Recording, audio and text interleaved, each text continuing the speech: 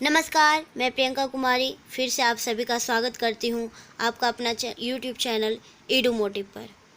आज मैं एनटीए द्वारा जो हिंदी साहित्य का सिलेबस है उसमें नाटक अंधेर नगरी पर आपके सामने बात करने जा रही हूँ। अंधेर नगरी का विश्लेषण करने जा रही हूँ, उसके कथानक बताने जा रही हूँ। आशा है कि आप सभी से पसंद करेंगे। इससे पहले मैंने आषाढ़ का एक गीत नाटक भी आप सभी के लिए अपने लिंक पे दिया है, आप सभी वह देख सकते हैं यूट्यूब पे जाके। तो अभी हम देखते हैं अंधेर नगरी। यह प्रसिद्ध हिंदी साहित्यकार भारतेंदु हरिश्चंद्र का सर्वाधिक लोकप्रिय नाटक है।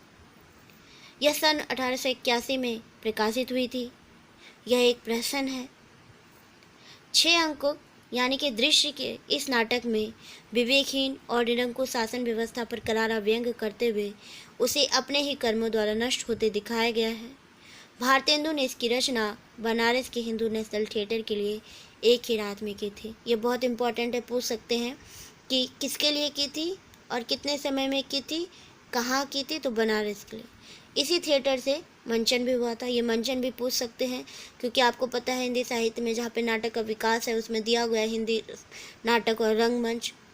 तो रंगमंचिता की दृष्टि से यह प्रश्न बहुत सटीक जान पड़ता है कि कौन से थिएटर से इसका मंचन हुआ था, तो यह भी बहुत इम्पोर्टेंट है। अगला है कथानक।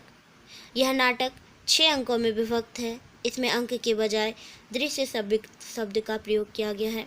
यह बहुत ही प्रमुख है कि आप देख सकते हैं कि इसमें अंक नहीं बल्कि दृश्य शब्द का प्रयोग है।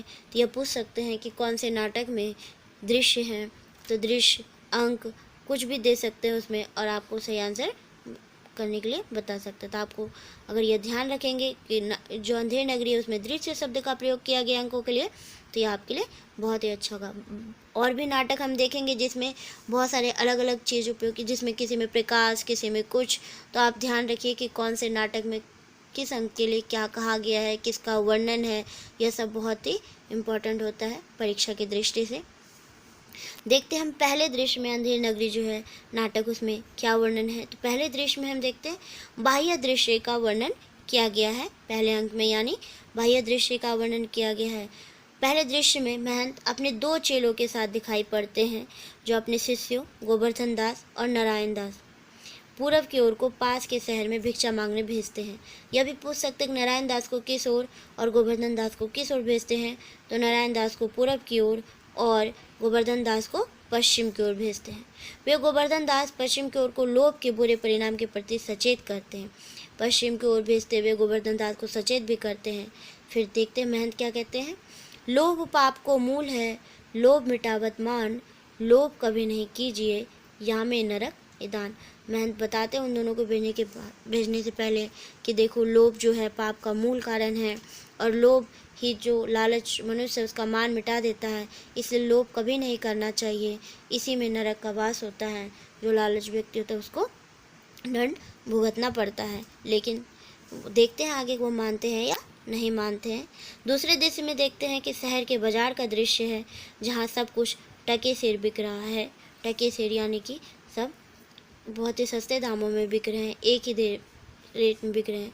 देखते हैं गोवर्धन दास बाजार की कफेद देकर आनंदित होता है और 7 पैसे में 3.5 सेर मिठाई लेकर अपने गुरु के पास लौट जाता है। तीसरा दृश्य जो स्थान है उसमें जंगल है। जंगल में महंत के पास दोनों शिष्य लौटते हैं। नारायण दास कुछ नहीं लाता है जबकि गोवर्धन मिठाई लेकर आता है। महंत शहर में गुनी और अवगुनी को एक ही भाव मिलने की खबर सुनकर सचेत हो जाते हैं और अपने शिष्यों को तुरंत ही शहर छोड़ने को कहते हैं। वे कहते हैं सेत सेत सब एक से, जहाँ कपूर कपास, ऐसे देश कुदेश में कभू न कीजिए बास।